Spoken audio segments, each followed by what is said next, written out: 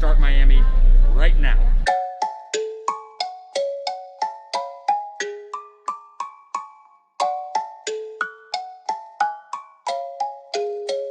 Okay, it is Friday night and we are in Miami International Airport, and we need to get over to our hotel and we can do some plane spotting and whatnot. But I realized that because we were just flying business class and American, we actually have access to the Admirals Club on arrival. And so since we can't do this tomorrow, we're gonna pop in there, take a little look around, maybe grab dinner, although I think it's paid, so jury's out on that. But just, anyway, take a quick pop in before we head on over to the Hyatt place. All right. Check it out. Yeah. Yeah, it's close, I guess. Okay, so that was a bust. The official word from this lounge, at least, is that you don't get Admirals Club access on arrival. Unless you have a connecting flight. Exactly. So, whether that's right or not, actually, for flagship customers, you know, it doesn't really matter. We're gonna head on, go get some food that we want to actually seek out. Probably drop things at the hotel, and then maybe do some plane spotting.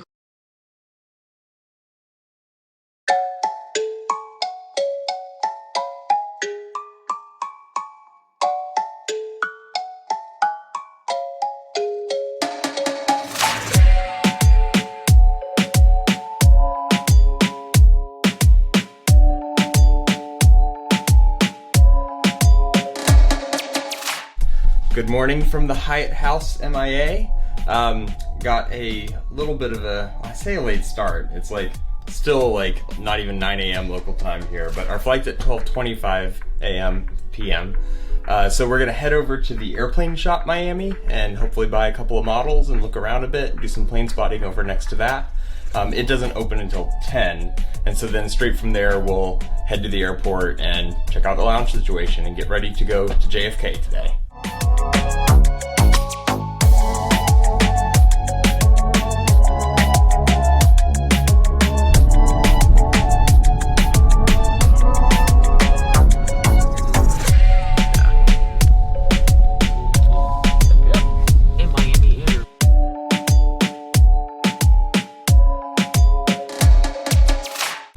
Alright, so we've made it to the airplane shop and we're right next to an American hangar. You can see them taxiing over there at the terminal. We just saw one take off. It's got a real cool space. Still about 5 minutes until the shop opens, so we'll head up there in a few.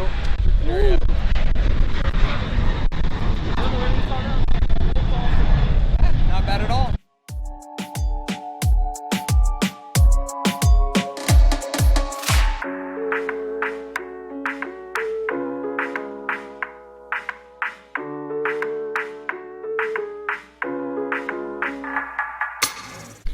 Alright, dropped our bags with the nice woman at the front desk and we're heading up to the airplane shop. Well, I'm heading up to the airplane shop.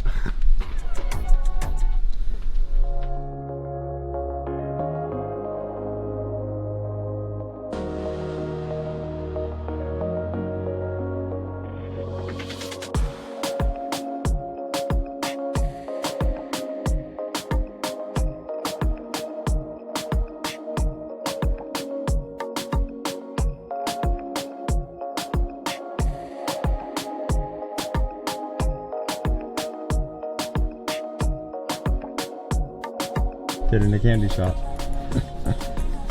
They got everything. They got the old United. I'm buying the A350 for sure. They have the A380 over there as well. They got everything.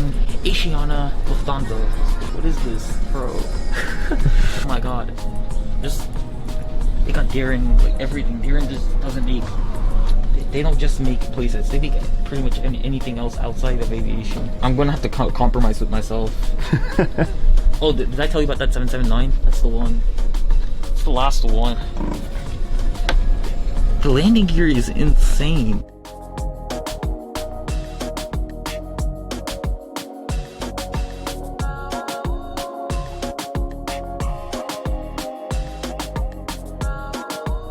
Just always buy it if it's the last one. That's the new livery. I just bought one at last time at Las Vegas.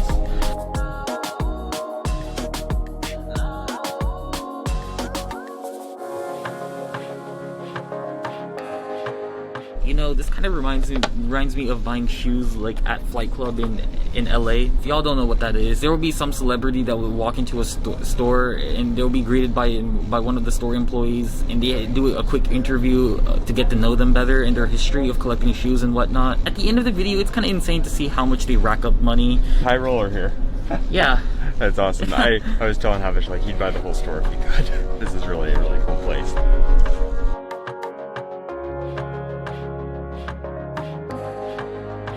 Gotta get to, okay, perfect. So I'll get these.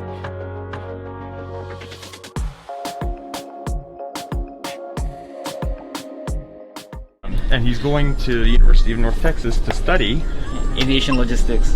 Yeah. How wonderful. I'm so glad that you like airplanes, because there is so much in aviation to be involved in. And it takes people who know airplanes to start asking the questions. When they start building airports and things like that and remodeling, it is important that the guys know airplanes. There's so many facets of aviation. You know, it's a whole new world. It's awesome. Yes. Fantastic. You guys know a lot about collecting. Come here, let me show you. Oh. You don't think about it. If I show you one little airplane, the immediate reaction is that's too little. But when you see them displayed, it puts it in a whole nother perspective. Oh, right. And then you start looking at the types of aircraft that have been retired. You start looking at the airlines that are no longer around. And all of a sudden you have history. Right. And so it really makes it special.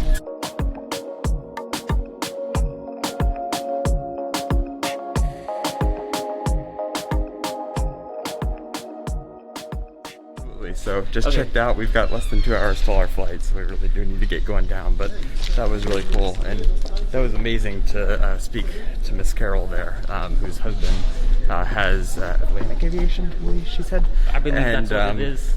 So she was just telling us about the models and collecting and the history that they had here in Miami. Very, very cool stuff. So, but right now we've got to get to Miami because we've got a plane to catch.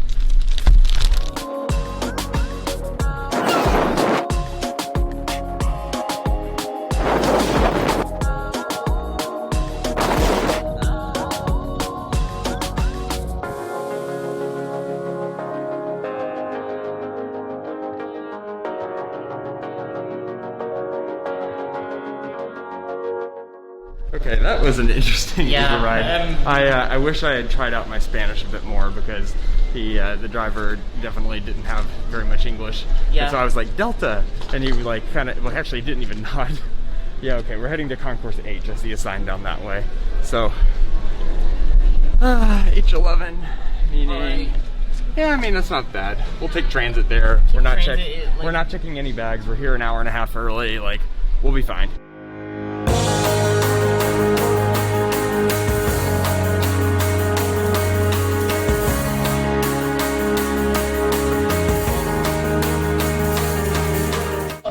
So I'll do the talking here. So I tried to go through the clear line since that's what I'm signed up for. And Ian right here, he signed up for the TSA pre-check, but he didn't do his reservation thing, so he actually doesn't have it.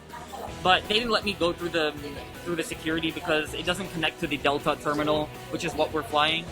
Yeah, we were trying to go to the Centurion Lounge, but it's just as well, because if we were in there having a good time and then had to exit and re-clear security, things could go bad. So. Right.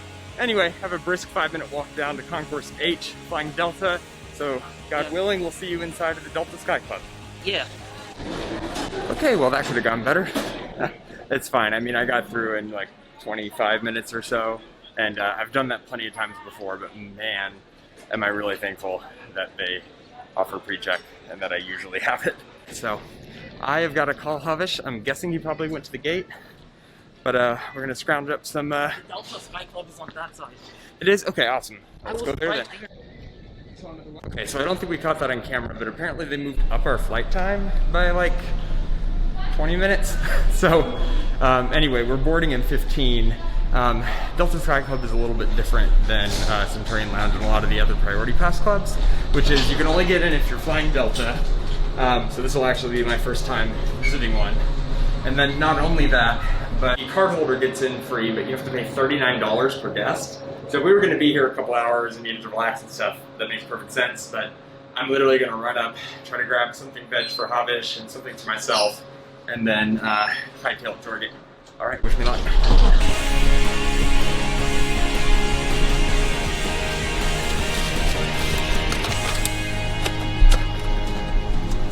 I don't know if I've ever felt more ridiculous in an airplane lounge than I do now, stuffing packaged food into my bag.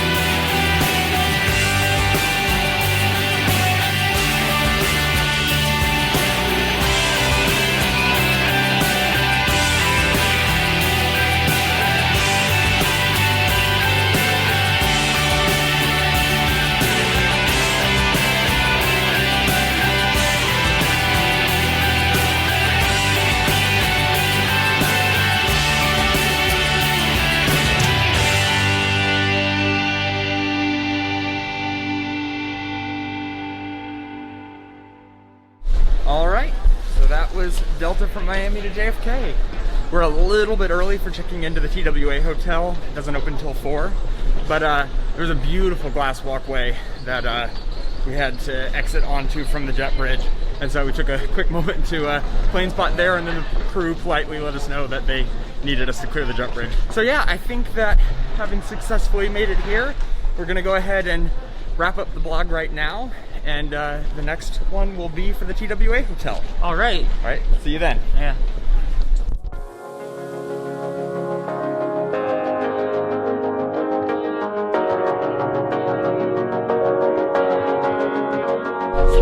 We're on candid camera today. Good morning. Good morning.